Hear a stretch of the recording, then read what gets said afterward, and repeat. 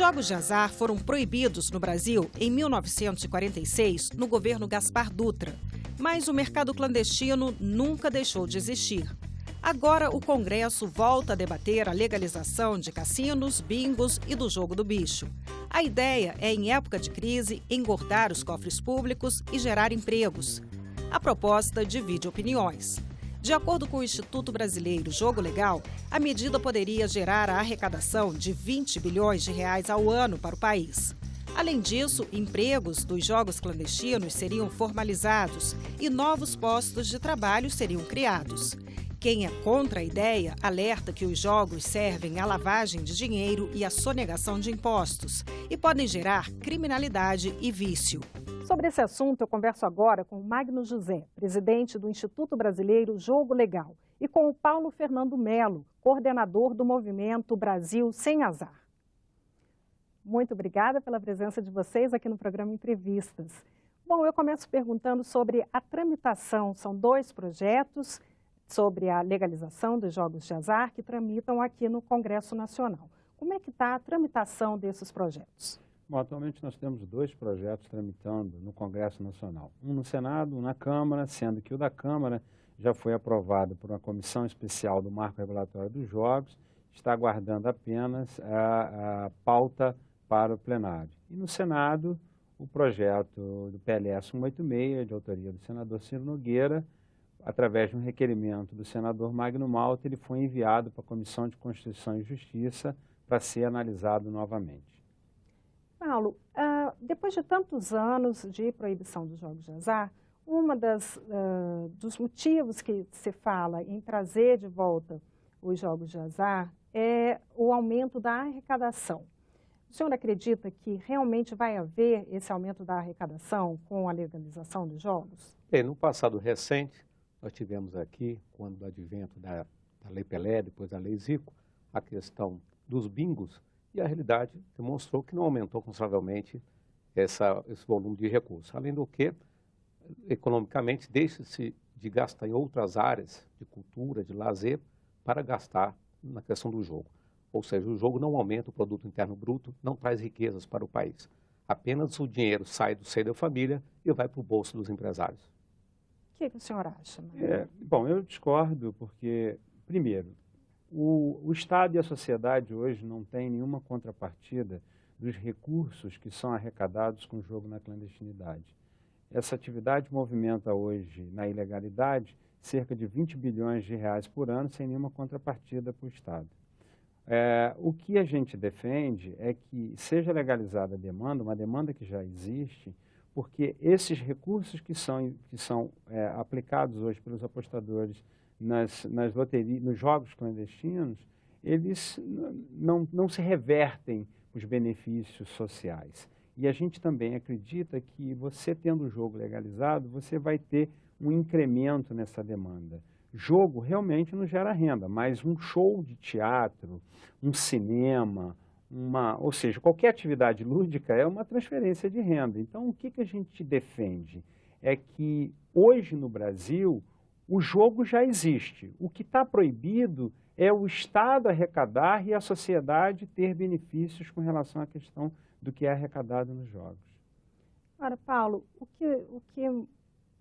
quem é contrário a essa volta dos jogos de azar diz que essa arrecadação é mínima, perto dos problemas sociais que pode gerar os jogos de azar. Queria que você explicasse um pouco quais são esses problemas sociais que os jogos de azar podem gerar. Nós temos a questão da ludopatia, que são as pessoas viciadas em jogo, e tem vários grupos de autoajuda que trabalham em atendimento a essas pessoas, do mesmo molde dos alcoólatras anônimos, dos narcóticos anônimos, e isso gera inúmeros prejuízos. Se são servidores públicos, diminui a sua produtividade no trabalho, se também trabalha na iniciativa privada, além de questões conflitos familiares, questão de divórcios, né? Lei Maria da Penha, e além, obviamente, da questão do endividamento. Essas pessoas perdem todo o seu patrimônio no afã de querer ganhar dinheiro fácil por meio do jogo, né? Porque, afinal de contas, no jogo, quem ganha sempre é a banca. É sorte para alguns e azar para muitos. É muito alto o índice de vício nos jogos? Olha, como sendo um distúrbio, né, previsto inclusive no Código Internacional de Doenças, né, isso faz com que, quanto maior for a oferta e probabilidade de jogo, maior ele terá condições de ficar mais viciados ainda. Essa é a realidade. Magno, em relação a isso, o que você poderia dizer? A patologia em jogo não é um privilégio só desta atividade. Existe patologia em vários comportamentos, né? Sexo, droga, comida e por aí vai. As pesquisas mais recentes comprovam que 0,6% dos jogadores são viciados. Até 1,4% dos jogadores, eles têm algum problema nessa relação com o jogo. O que a gente sempre discute é que no movimento atual, no sistema atual com o jogo clandestino, você tem esse jogador patológico que não tem nenhuma proteção do Estado. Quando você traz o jogo para a legalidade, você gera a perspectiva de que esse apostador que tem algum tipo de problema com o jogo, ele tem a proteção do Estado. Um exemplo, no projeto do Senado, a previsão é de que parte dos recursos arrecadados com a taxa de administração serão investidos no tratamento desses jogadores. A gente precisa também ter uma outra relação, que é o seguinte: 98% das pessoas que frequentam uma casa de jogos, elas têm um comportamento normal. Apenas 2% têm um comportamento patológico. Eu acho que é penalizar os 98% que têm um comportamento normal se você proibir essa atividade por conta desses 2%. Eu acho que a gente tem que, sim, ter atenção com os 2%. O jogo gera esse problema e a gente acredita que, através de um projeto inteligente, através de um artigo inteligente que foi colocado no projeto do Senado, você tem condições de tratar essas pessoas. É possível fiscalizar, Paulo, haver uma fiscalização, se houver a legalização dos jogos? É possível que a Receita Federal fiscalize, o próprio Banco Central? Quer dizer, existe estrutura no Brasil para se fiscalizar esses jogos? Bem, nos causa espécie o projeto, que trata, inclusive, de criar-se uma agência regulamentadora, ou seja, um grande elefante branco. Enquanto a sociedade defende o enxugamento da máquina, você ter um órgão estatal para fiscalizar os jogos me parece muito apropriado. Nós temos um estado que não consegue combater nenhum mosquito da dengue. Imagina você fiscalizar todos os caças-níqueis, todos os videopoker, toda a jogatina no Brasil. De uma maneira que nós não achamos isso muito razoável. Você veja agora nos escândalos recentes políticos, né, em que tem várias empreiteiras e políticos, e o COAF, a Receita, não detectou essa lavagem de dinheiro. Então, na verdade, o jogo está sendo colocado em pauta exatamente dentro dessa cortina que é a lavagem de dinheiro, né? Ou seja, esconder os meios de corrupção e principalmente o financiamento de campanhas políticas. Como é que é feita a lavagem de dinheiro com os jogos de azar? Você pode lembrar bem, na época do CPI do orçamento, né, do João Alves, ele jogou e disse na CPI que ganhou 200 vezes no jogo legal, ou seja, pela Caixa Econômica Federal. Então, identificado o ganhador do bilhete, ele oferecia um dinheiro maior do que o valor do prêmio e comprava o bilhete premiado e assim podia lavar o dinheiro da corrupção. E isso é possível fazer? Isso, então, é uma das coisas que mais estamos levando em consideração nesse debate, que é exatamente a questão daqueles que têm hoje uma atividade ilícita, tornar isso agora de maneira legal. Ou seja, dar uma roupagem de legalidade, de moralidade a esses contraventores. Magno, queria a sua opinião. Bom, primeiro que eu acho extremamente juvenil dizer que lava-se jogo em casas de apostas. Os grandes cassinos, né, que provavelmente virão para o Brasil, são empresas cotadas em bolsas, são operações mundiais, onde eles, se tiverem problema em algum país, eles perdem a concessão em seus países de origem. Então, um Las Vegas Sands, um Caesar Park, Palace, não vai vir para o Brasil para lavar dinheiro. Com certeza, eles vão ter esse tipo de preocupação. Uma outra questão que você perguntou com relação à questão de controle, eu acho que a gente tem que parar com a nossa síndrome de vira-lata e acreditar que só no exterior eles conseguem controlar. Existem 6.800 cassinos no mundo. No G20, 93% dos países têm o jogo legalizado. Apenas Brasil, Indonésia e Arábia Saudita não têm jogo legalizado, e sendo que a Arábia Saudita e a Indonésia, por questões religiosas, que são países muçulmanos. A Caixa Econômica Federal controla 40 mil terminais em 16 mil lotéricas espalhadas pelo país, em 5 mil municípios. A Receita Federal tem uma das mais competentes operação de controle do nosso imposto de renda. Durante as eleições, nós conseguimos votar em 500 mil urnas e tem um resultado 5 horas depois. A gente tem condições de controlar, sim. Hoje em dia, com a tecnologia e as casas de apostas, os cassinos e bingos e videobingos, são equipamentos eletrônicos, eles podem ser facilmente conectados. Já existem práticas pelo mundo afora fornecem, né, sistemas de controle de casos de aposta. E mais um detalhe, com 6.800 cassinos espalhados pelo mundo, com certeza nós teríamos escândalos de lavagem de dinheiro toda semana se realmente esse ambiente fosse propício para lavagem de dinheiro. Agora, por que não investir nas lotéricas, que já são jogos legalizados aqui no Brasil?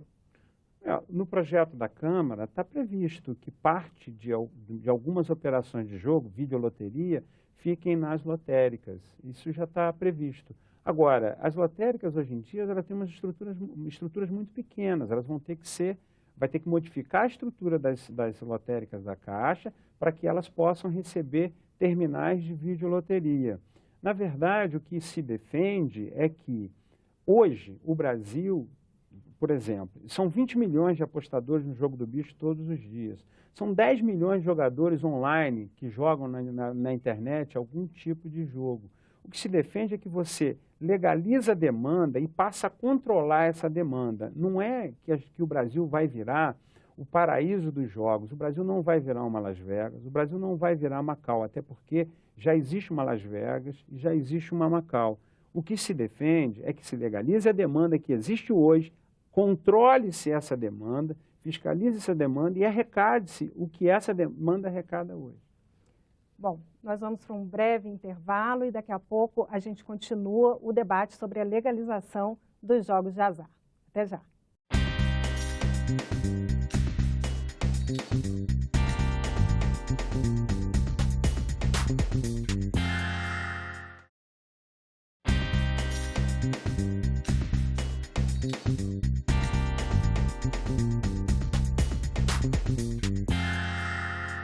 Voltamos com o programa Entrevistas sobre a legalização dos jogos de azar. Quem está aqui com a gente é o Magno José, presidente do Instituto Brasileiro Jogo Legal, e o Paulo Fernando Melo, coordenador do movimento Brasil Sem Azar.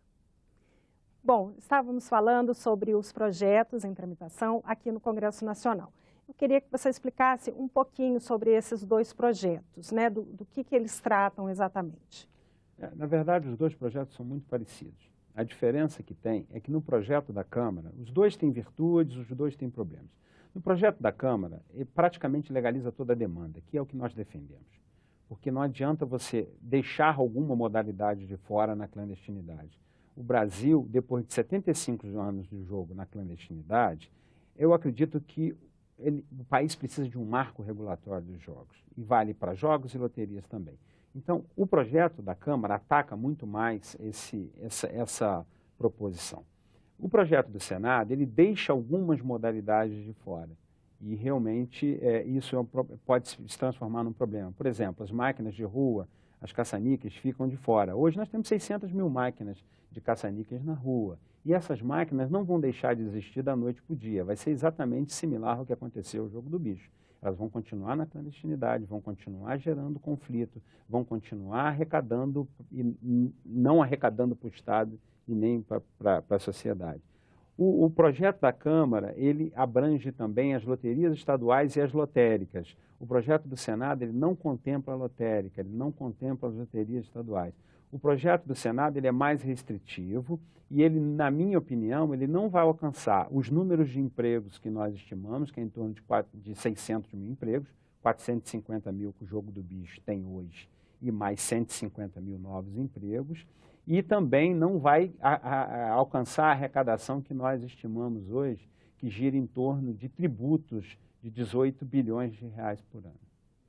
Paulo, são projetos que prevêem aí a geração de empregos e o aumento de arrecadação.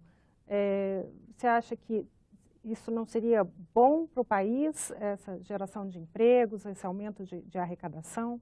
Eu acho que nós temos outros segmentos que podem ter maior investimento, no caso do turismo, que também podem gerar essas rendas e esse emprego. Um detalhe, queria ressaltar, que o colega falou, que tem 600 mil máquinas já clandestinas. Isso porque estamos na ilegalidade. Então, legalizando, apenas esses contraventores, esses bandidos atuais, que têm 600 mil máquinas, vão ficar dentro da legalidade. E é isso, então, que nos leva, nos move a ser radicalmente contrário tanto o projeto da Câmara quanto o projeto do Senado. No Senado, em boa hora, o senador Magno Malta fez um requerimento para que a matéria voltasse para a Comissão de Constituição e Justiça, para que tivesse um debate mais apurado, já que o lobby da jogatina queria que fosse votado no último dia de sessão do Senado Federal. Então, ganhamos por larga margem a votação do requerimento e agora vai ser discutido melhor aprofundado no âmbito da Comissão de Constituição e Justiça do Senado. Então, volta para a Comissão de Constituição e Justiça, então o debate começa na Comissão de Constituição e Justiça e vai ainda para outras comissões? Aí depende da demanda dos senadores, provavelmente vai direto para o plenário. E na Câmara era um projeto de 1991, que o ex-presidente Eduardo Cunha desengavetou e criou a comissão especial, que já foi aprovado e agora a matéria está pronta para ir para o plenário. E lá, obviamente, nós também estamos lutando com o deputado Luiz Carlos Rauli contra a entrada de urgência, ou seja, o pessoal do jogo quer que seja votado em urgência, como se fosse o assunto mais importante para o país. Nós estamos lutando contra a urgência para depois discutirmos o mérito. Magno, a sua previsão é de que esses projetos ainda caminhem para uma possibilidade de entendimento, de aprovação? Olha, o Brasil precisa enfrentar essa questão. Nós temos aí, e enfrentar essa questão sem o caráter religioso, caráter moral, caráter político. Nós precisamos enfrentar a questão da legalização do jogo de forma pragmática.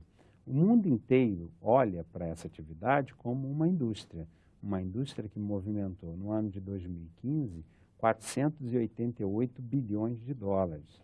Nós não podemos tratar com a paixão que o Paulo manifesta, porque a gente vai estar trabalhando a favor da clandestinidade, trabalhando a favor da ilegalidade. Eu não faço parte do lobby daqueles que querem manter o jogo na ilegalidade e na clandestinidade.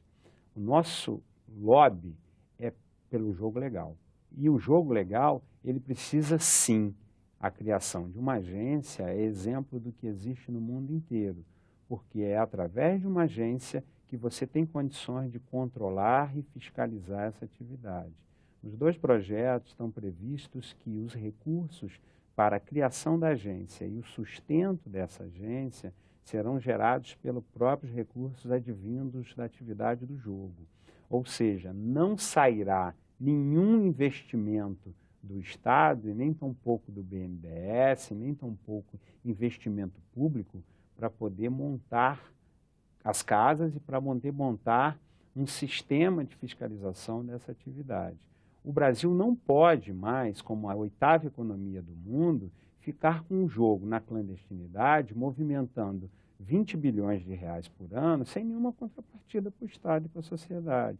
Eu acho que este é um momento oportuno, até mais do que oportuno, que se discuta esse assunto, que o Congresso discuta, que a sociedade discuta, e que a gente retire um pouquinho das paixões e das questões morais, religiosas sobre esse assunto e o trate da forma que ele deve ser tratado como uma indústria do entretenimento. Agora, não haveria uma migração dessa tributação, dessa arrecadação? Quer dizer, as pessoas que hoje procuram como lazer o cinema, um teatro, elas simplesmente trocariam esse tipo de lazer pelos jogos? Então, essa arrecadação, de repente, seria só trocada de uma atividade para outra? Não, na verdade, quando você tem o gasto no lazer, entretenimento, no cinema, cultura, no teatro, uma coisa obviamente voluntária que não gera vício. Essa é a nossa preocupação. E para contra-argumentar o colega, dizer que não é uma questão moral nem religiosa, pelo contrário, nós temos vários aliados, como a Associação dos Procuradores, a Associação dos Auditores da Receita, vários juízes e promotores, inclusive o doutor Danton Dallagnol, já se manifestou também contrário à realização do jogo. Então não é uma questão religiosa nem moral, apesar de que a CNBB já lançou uma nota de repúdio à realização dos jogos e também várias outras denominações evangélicas. Certo. Então, a minha pergunta foi em relação à arrecadação, de ser esse número da arrecadação ser menor em virtude das pessoas que hoje frequentam cinema, frequentam teatro, elas mudarem essa opção de lazer para irem para as casas de jogos. Então, a arrecadação que hoje o cinema e o teatro têm, elas deixam de ter e a casa de jogos passa a ter essa arrecadação, né? Então, seria só uma migração dessa arrecadação. Mais ou menos, pelo seguinte, olha só, você já tem hoje no orçamento familiar várias pessoas que jogam. O que nós estamos defendendo é que essa atividade que hoje está na clandestinidade venha para a legalidade, para que esses recursos tenham algum tipo de contrapartida para o Estado. É isso que nós defendemos. Essa migração, ela sempre vai existir de uma atividade para outra, até porque um cassino, ele não vai ter só um ambiente de jogo. Nos dois projetos, a previsão é que 10% da área seja cassino, o restante é tudo resort. Então, por exemplo, nós vamos ter cinema, nós vamos ter restaurante, nós vamos ter centro de convenções, nós vamos ter outros equipamentos turísticos nesses cassinos resort e não só o jogo. O jogo, dentro de um contexto de um cassino resort, representa apenas 35% da atividade. Os outros 65%, eles são envolvidos em outras atividades, gastronomia, entretenimento e centro de convenções. Ficar dizendo simplesmente que o Brasil vai legalizar o jogo, vai transformar na capital mundial do jogo, não vai. E outra coisa, eu estou do lado das pessoas que querem a legalidade. Me surpreende muito ver o Ministério Público, a Igreja Católica, entre outros atores que o Paulo citou, do lado da clandestinidade, querendo que o jogo continue, né, na ilegalidade. O Ministério Público, e eu venho defendendo isso nos meus debates com o Ministério Público, ele deveria vir junto e ajudar na formação da lei que facilite depois o seu trabalho de fiscalização. O que o senhor acha, Paulo? Nós estamos do lado da população. Do outro lado, quem está? É o Carlinhos Cachoeira, que foi objeto na CPI dos bingos aqui nesta casa, que teve envolvido o Valdomiro Diniz, assessor do Zé Disseu, ele foi presidente da Lotege no Rio de Janeiro. Esse pessoal é que defende a volta da jogatina no Brasil. Nós estamos defendendo aquilo que é melhor para a população brasileira. Por isso, o Ministério Público, os auditores, a Igreja, está defendendo a posição contrária à legalização da jogatina no Brasil. Como o Magno falou, essa questão dos resorts, de ter, né, cinemas em volta, outras opções de entretenimento, isso pode ajudar, de certa forma, o turismo no Brasil? Isso é uma falácia, é um biombo, assim como fizeram da outra vez, dizendo que legalizando o bingo ia ajudar o esporte amador no Brasil, que uma parte da arrecadação iria para o jogo. E os jogos amadores não foram melhorados por causa disso. Então, na verdade, você veja que na própria loteria oficial, uma parte da arrecadação vai para o Fundo Penitenciário Nacional. E vimos agora essa questão recente dos presídios, e o dinheiro do fundo também não foi utilizado. Então, ele sempre vem com essa couraça, com esse escudo dizer que os investimentos vão ser feitos na área social, e a gente sabe que na prática não é assim que funciona. Bom, o nosso tempo acabou. Eu quero agradecer demais a presença de vocês aqui no programa Entrevistas. O programa Entrevistas fica por aqui. Eu conversei com o Magno José, presidente do Instituto Brasileiro Jogo Legal, e com o Paulo Fernando Melo, coordenador do movimento Brasil Sem Azar. Se você tiver críticas ou sugestões, ligue de graça para o Alô Senado. O número é 0800 61 2211. Para ver este ou outros programas da TV Senado, Acesse o nosso site senado.leg.br/TV. Até a próxima!